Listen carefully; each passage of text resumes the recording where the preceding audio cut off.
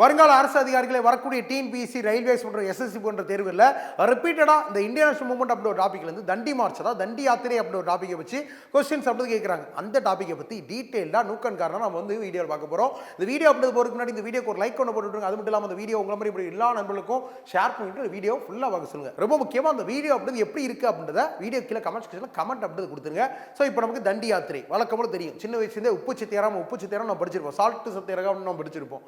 Okay, இந்த ஐயனம் அப்படின்னு வந்து வருஷம் அப்படிது ரொம்ப முக்கியம். அதாவது எந்த வருஷம் இது நடந்துச்சு அப்படிது முக்கியம். ஃபார் எக்ஸாம்பிள் இப்போ உப்பு சத்தியாகிரகம் எந்த வருஷம் நடந்துச்சுன்னு ஒரு கொஸ்டின் கேட்குறாங்கன்னு வச்சுக்கோங்களேன். ஒரு ஷார்ட்கட் நான் சொல்கிறேன், ஞாபகம் வச்சுக்கோங்க. 1 கிலோ உப்பு 30 ரூபா அப்படின்னு ஞாபகம் வச்சுக்கோங்க. அப்போ 1 கிலோ உப்பு 30 ரூபானா ஷார்ட்கட் அப்படிது 1930 1930 வருஷத்துக்கு ஷார்ட்கட் 1 கிலோ உப்பு 30 ரூபா அப்படின்னு நம்ம ஷார்ட்கட் வச்சுக்கிட்டோம்னா மறக்கவே மறக்காது. யார் பண்ணுறா? மகாத்மா காந்தியார் அப்படின்னும் அவரோட சேர்ந்து சில தொண்டர்கள் அப்படின்றதும் நமக்கு செய்கிறாங்க. எதுக்காக இது செய்யப்படுது அப்படின்னு சொல்லி பார்த்தீங்கன்னா, நமக்கு 1882 1882 வருஷம் ஆங்கிலேய அரசாங்கம் இந்தியா மேலே நமக்கு உப்பு சட்டம் அப்படின்னு ஒரு சட்டத்தை விதிக்கிறாங்க. அந்த உப்பு சட்டம் அப்படி என்ன சொல்லுது அப்படின்னா, இந்தியர்கள் உப்பு தயாரிக்கணும் அப்படின்னா ஆங்கிலேயருக்கு வரியை செலுத்தியதா டாக்ஸ் பே பண்ணிட்டு தயாரிக்கணும் அப்படின்னு சொல்லி சொல்லுது. இப்போ கான்செப்ட் அப்படி எடுத்து பார்த்தோம் அப்படின்னா, இப்போ நமக்கு சவுத் இந்தியா பகுதியில் தான் நமக்கு உப்புன்றது தயாரிக்க முடியும். ஏன்னா இங்கே தான் நமக்கு கடல் அப்படி இருக்குது. இந்த கடல் வச்சு தான் நம்ம உப்புன்றது தயாரிக்கிறோம். கடல் அப்படின்றது இயற்கையானது. நாடுன்றது இந்தியர்களோட நாடு. இதில் சம்மந்தமே இல்லாமல் ஆங்கிலேயர்களுக்கு வரியை செலுத்திட்டு இந்தியர்கள் உப்பு அப்படின்றத தயாரிக்கணும் அப்படின்னு சொல்லிட்டு ஆங்கிலேய அரசாங்கம் இந்தியாவில் ஒரு சட்டம் அப்படி போடுது.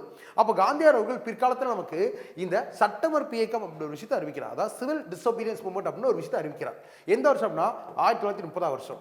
இதை பற்றி சொல்லணும் அப்படின்னா, இப்போ நமக்கு 1929 1929 வருஷம் லாகூர் அப்படின்ற இடத்துல வச்சு நமக்கு காங்கிரஸ் கட்சியின் மாநாடு அப்படின்னு நடந்திருக்கும்.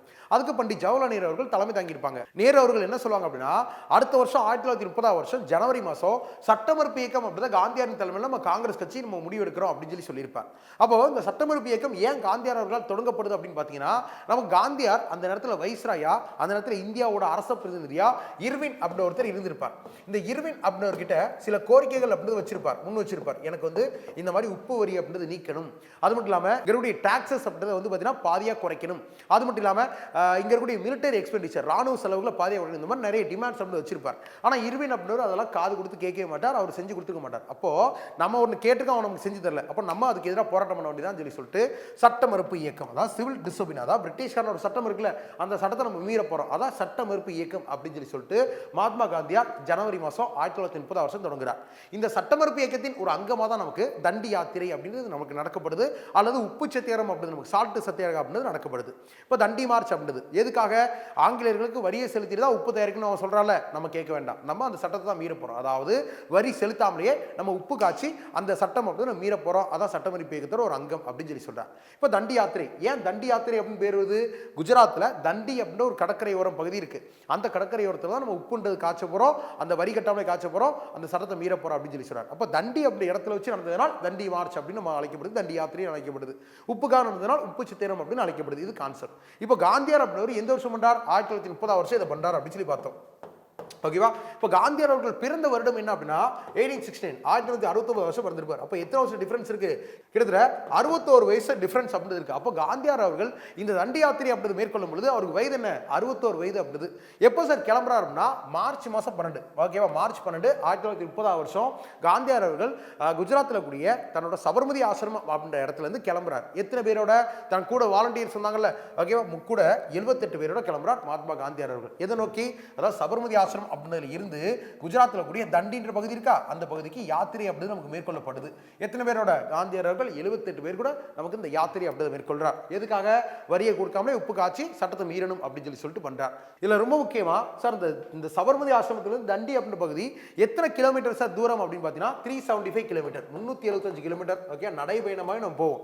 ஏன் நடைபயணமாக போவோம்? அப்போ நடைபயணமாக காந்தியார் அவரோட தொண்டர்களும் இப்படி போகும்போது நிறைய பேருக்கு தெரிய வரும். ஓகே, இந்த மாதிரி ஒரு யாத்திரை நடக்குது, இதுக்காக நடக்குது, அப்போ நம்மளும் அதை ஃபாலோ பண்ணும் அப்படின்னு சொல்லிட்டு தெரிய வரும். இந்த மாதிரி பெருசாக ஒரு மாஸ் பாப்புலேஷனுக்காக தான் காந்தியார் அவர்கள் இதை ஒரு நடைபயணமாக மேற்கொள்றார். ஓகே, ஸோ ரொம்ப ஆல்ரெடி முக்கியமாக சொன்னோம், அட் ஏஜ் ஆஃப் 61 61 வயதில் காந்தியார் அவர்கள் இந்த மாதிரி நடைபயணம் பெறார். எப்போ போய் சேர்ந்தார் அப்படின்னு சொல்லி பார்த்தீங்க அப்படின்னா, நமக்கு இந்த சபர்மதி அப்படின்ற பகுதியிலேருந்து இந்த தண்டி அப்படின்ற பகுதிக்கு கரெக்டாக என்னைக்கு கிளம்புறார்? மார்ச் மாதம் 12ஆம் தேதி கிளம்புறார். போய் சேர்ந்தது ஏப்ரல் மாதம் 5ஆம் தேதி. கிட்டத்தட்ட அரௌண்ட் ஒரு 24 நாட்கள் அப்படின்றது ஆகியிருக்கு. இதில் ரொம்ப முக்கியமாக கவனிக்கணும் அப்படின்னா, ஏப்ரல் மாதம் 5ஆம் தேதி ஈவினிங் டைமில் தான் மாலை நேரத்தில் தான் போய் சேர்றார், இருட்டிடுது, அதனால லைட்டு கிடையாது பெருசாக. அப்போ காந்தியார் அவரோட தொண்டர்கள் என்ன முடிவு பண்ணுறாங்க, சரி நாளை காலையில் நம்ம வந்து போராட்டத்தை பண்ணுவோம் அப்படின்னு முடிவு பண்ணுறாங்க.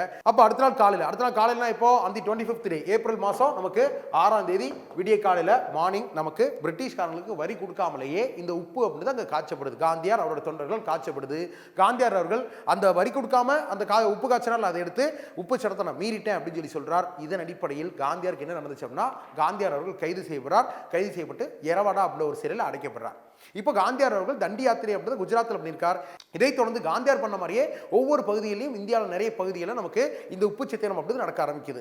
ரொம்ப முக்கியமாக நம்ம சொல்லணும்னா நம்ம தமிழ்நாடு எடுத்துக்கலாம். நம்ம தமிழ்நாட்டில் திருச்சி அப்படின்ற பகுதியிலிருந்து வேதாரண்யம் அப்படின்ற ஒரு பகுதிக்கு இந்த உப்பு சத்தியாகிரகம் அப்படின்றது நடத்தப்படுது. நம்ம தமிழ்நாட்டில் ஒரு முக்கியமான ஒரு பெரும் ஒரு சுதந்திர போராட்ட தியாகியான ஸ்ரீ ராஜாஜி அவர்களால் இந்த உப்பு சத்தியாகிரகம் அப்படின்னு நம்ம தமிழ்நாட்டில் முன்னெடுக்கப்பட்டுச்சு, திருச்சியிலிருந்து வேதாரண்யம் வரைக்கும். சார் இப்போ மகாத்மா காந்தியார் 78 பேரோட போனார். அப்போ ராஜாஜி அவர்கள் எத்தனை பேரோட போனாங்க அப்படின்னா, ராஜாஜி மற்றும் 100 உறுப்பினர்கள் அப்படின்னு போனாங்க.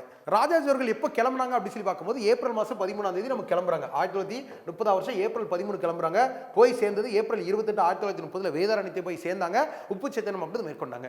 இது மாதிரி நமக்கு நார்த் வெஸ்ட் ஃப்ரான்டியர், அதாவது வடமேற்கு எல்லை, நார்த் வெஸ்ட் ஃப்ரான்டியர்னா இப்போ நம்ம பாகிஸ்தான் அப்படின்ற பகுதி இருக்க அந்த பகுதியை நமக்கு சொல்லுவாங்க.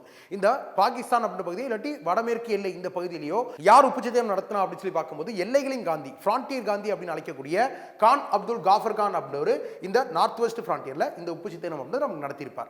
இது மாதிரி முக்கியமான விஷயங்கள் அப்படின்னு நமக்கு ரிப்பீட்டடா எக்ஸாம்ஸ் அப்படின்னு கேட்கப்படுது. இப்போ உங்களுக்கான ஒரு கொஸ்டின் அப்படின்றது என்ன அப்படின்னா, நமக்கு ஆல்ரெடி கேட்ட ஒரு எக்ஸாம்ல கேட்ட ஒரு கொஸ்டின் அப்படின்றது, காந்தியாரோட போன பெண்மணி யார், அதாவது காந்தியாரோட இந்த உப்பு சத்தியாகிரகத்தில் கலந்து கொண்ட பெண்மணி யார் அப்படின்றது உங்களுக்கான கொஸ்டின். இந்த கொஸ்டின் அப்படின்றதுக்கு வீடியோ கீழே கமெண்ட் செக்ஷன் அப்படின்றதுல கமெண்ட் அப்டேட் பண்ணுங்க. அதோட சேர்த்து நம்ம கிளாஸ் உங்களுக்கு எப்படி இருந்துச்சு, புரிஞ்சா புரியலையா, நல்லா இருக்கா இல்லையா அப்படிதையும் கமெண்ட் அப்டேட் பண்ணுங்க. நான் உங்களுக்கு ரிப்ளை அப்டேட் கொடுக்குறேன். இது மாதிரி இன்னொரு நல்ல கிளாஸை சந்திக்கிறேன். இதுல ரொம்ப முக்கியமா இந்த கிளாஸஸ், அதாவது இங்கிலீஷ் அண்ட் தமிழ்ல இருக்கக்கூடிய இந்த PDF அப்படின்றது வேணா நம்ம வீடியோ கீழே veranda.relationship.in அப்படிங்கிற லிங்க் இருக்கு. அந்த லிங்கை கிளிக் பண்ணி நீங்க ஃப்ரீயா இதை டவுன்லோட் பண்ணி யூஸ் பண்ணிக்கலாம். இதே மாதிரி இன்னொரு நல்ல வீடியோல சந்திக்கிறேன். அது வரைக்கும் எல்லாரும் இல்லை டோன்ட் வரி, பி ஹாப்பி, இந்த மாதிரி ஜாலியா இருங்க. Thank you and by.